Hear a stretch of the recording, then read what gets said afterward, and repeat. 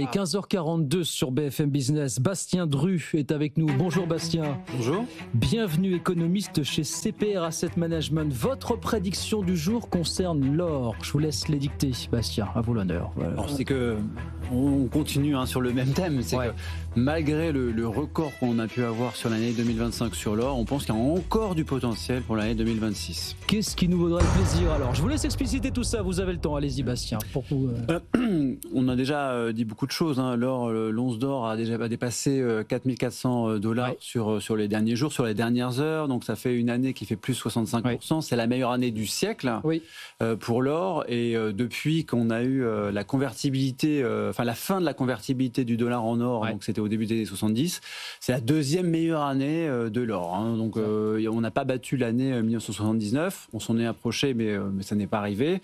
Alors, en fait, les raisons, et John Plassard le disait juste avant, il y a un ensemble de raisons qui sont conjoncturelles et structurelles. Les raisons... C'est pas seulement parce que le monde va de plus en plus mal, parce que l'or par valeur refuge, c'est ça. Non. Donc il y a des raisons qui sont conjoncturelles.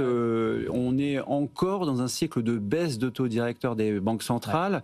Et puis la plus importante banque centrale du monde, la Fed, va continuer à baisser ses taux. On l'a vu avec les chiffres qu'on a pu avoir la semaine dernière, même si on peut évidemment discuter des chiffres, des problèmes méthodologiques qu'il y a pu y avoir dans le job report ou dans le calcul de l'inflation. On a comme une inflation qui est au plus bas depuis 2021. On a maintenant le taux de chômage qui est aussi au plus haut depuis 2021. Et tout ça fera que la Fed, c'est notre scénario, continuera à baisser ses taux plusieurs fois l'année prochaine. Généralement, quand on prend tous les cycles de baisse de taux directeurs de la Fed, ça coïncide avec des grandes tendances de montée des prix de l'or. Et ça, c'est plutôt quelque chose qui devrait continuer. Et puis, il n'y a pas que, évidemment, la Fed qui baissera ses taux en 2026. Il y en aura d'autres de banques centrales.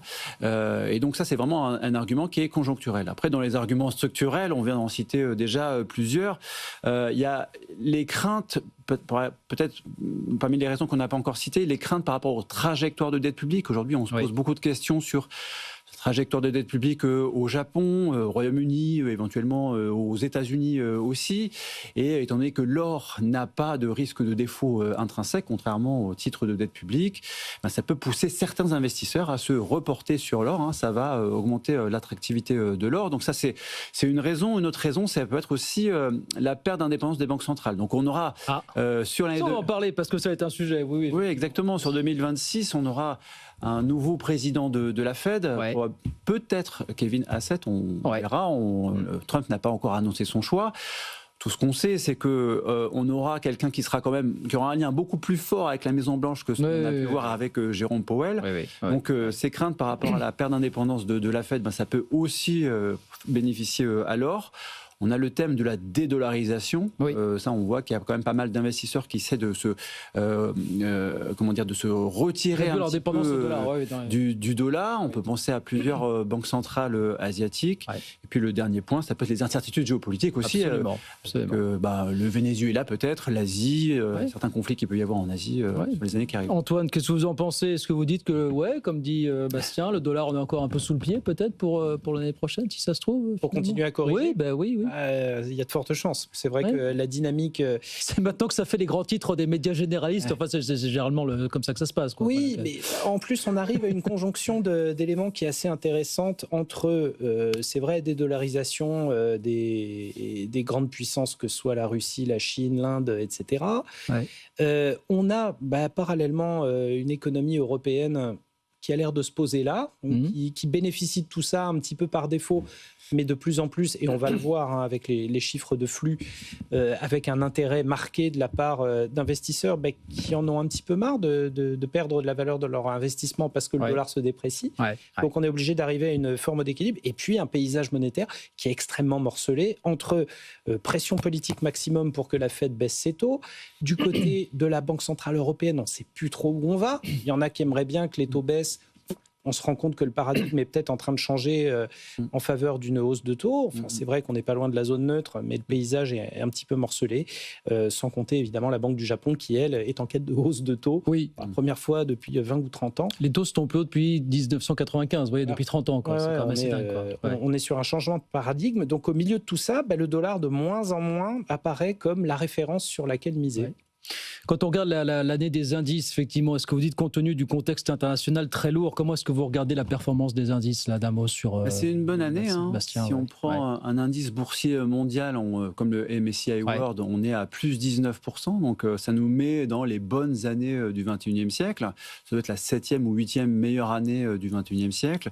Après, ce qu'on peut dire, c'est que ça a été une année en V. On a eu un début d'année qui a été difficile, avec le début de la guerre commerciale.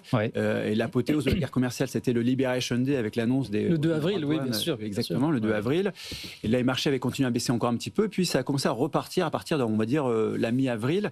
Et à partir de là, la remontada des marchés boursiers a été assez importante, avec évidemment des disparités selon les zones. Il y a des marchés qui ont très, très bien marché. On peut penser, par exemple, aux actions coréennes qui sont très centrées sur la tech, sur les semi-conducteurs qui sont à plus 65%. Mais il y a aussi un indice boursier comme celui du Brésil. Il y a certains émergents qui ont bien tiré leur épingle du jeu. Et puis finalement, pour les actions européennes, on n'a pas une si mauvaise année que ça, avec plus 16% sur l'année pour l'Eurostoxx 600. Donc c'est aussi plutôt une bonne année pour les actions européennes. Bon, résilience en 2025. 2026, alors il y a des événements qu'on a tous en tête sans avoir de calendrier précis, mais vous parlez de la guerre commerciale. Il y a une décision très attendue de la Cour suprême. Selon qu'elle dise oui ou non à Trump sur les droits de douane, est-ce que pour vous, dans les deux cas, ça peut être un game changer pour les marchés finalement? Alors, un game changer, je ne dirais pas ça. En revanche, ça va introduire encore de la volatilité. Ça, pour l'instant, les marchés ont un petit peu mis derrière eux la guerre commerciale. Il est quand même assez probable que la Cour suprême retoque finalement les droits de douane réciproques, qui sont qu'une partie des droits de douane, bien sûr, implémentés par Trump. À partir du moment où ces droits de douane seraient retoqué, Donald Trump pourrait trouver la parade, et il y a d'autres dispositions dans la Constitution américaine qui lui permettent de remonter les droits de douane, comme par exemple sur les droits de douane sectoriels, il pourrait y aller aussi plus fort. Et puis il y a aussi une disposition qui lui permet de remonter les droits de douane de à peu près 15 points, de jusqu'à 15 points pendant 150 jours. Donc c'est quelque chose qu'il a la légitimité de faire, et qui pourrait, c'est ce qu'il pourrait faire si il y avait les droits de douane retoqués. On peut l'imaginer persévérer, sachant que pour l'instant, tout ça n'a pas été couronné de succès en matière de rentrée fiscale, en tout cas pas suffisamment pour redonner du pouvoir d'achat aux Américains, et puis parce que ça commence à peser sur les prix, bien sûr, de plus en plus aujourd'hui, au quotidien. L'effet sur les prix, finalement, il est relativement mesuré. Dans les études qu'on peut avoir, on est... Parce que les entreprises amortissent ou... Oui, exactement. Les estimations des universitaires, c'est que pour une hausse de droits de douane de 100, les prix finaux augmentent de 20 seulement. Et finalement, on a une inflation qui n'a pas tellement subi les hausses de droits de douane sur l'année 2025. On le voit avec le chiffre de la semaine dernière, l'inflation sous-jacente qui est retombée à 2,6% aux États-Unis, alors qu'on aurait pu anticiper vraiment une accélération beaucoup plus forte en début d'année.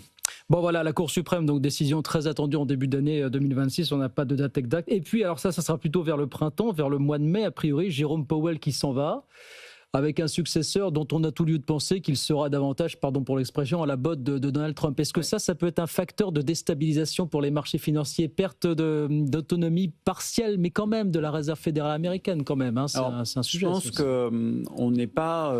n'y aura pas une perte d'indépendance qui serait telle que les marchés financiers commenceraient à douter vraiment de la crédibilité de la Fed, parce qu'il y a quand même le FOMC, les personnes qui votent pour établir les droits, les taux d'intérêt, c'est pas une personne, c'est un ensemble de 12 personnes. Il y a 12 personnes qui votent, et c'est pas parce qu'il y a une ou deux personnes qui vont changer au sein de ces votants qu'on aurait finalement une banque centrale qui ferait n'importe quoi sur l'année 2026. C'est vrai qu'il reste, aux grandes dames de Donald Trump, il reste un deep state au sein de la Fed, comme on dit, c'est-à-dire une administration qui est puissante et qui ne laisse pas faire n'importe quoi. Cela dit, on peut aussi se rappeler du moment au premier mandat de Donald Trump où il a imposé Jérôme Powell, où tout le monde s'était dit oh là là, il va être à sa botte, la Fed va perdre totalement son indépendance. La suite a montré que non, pas du tout. C'est totalement le contraire. Et n'oubliez pas que Kevin Hassett, il y a encore 15 jours, disait attendez, les déclarations de Donald Trump n'ont aucune importance sur la politique monétaire de la Fed.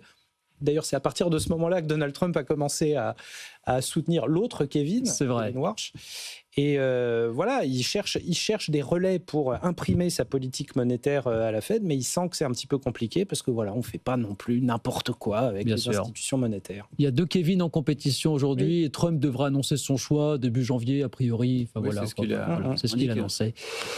Et Jérôme Powell s'en ira au mois de mai. Bien sûr, on suivra ce feuilleton sur BFM Business. Merci beaucoup, Bastien. Merci beaucoup d'être passé nous voir. Bastien Dreux, économiste chez CPR Asset Management. Avec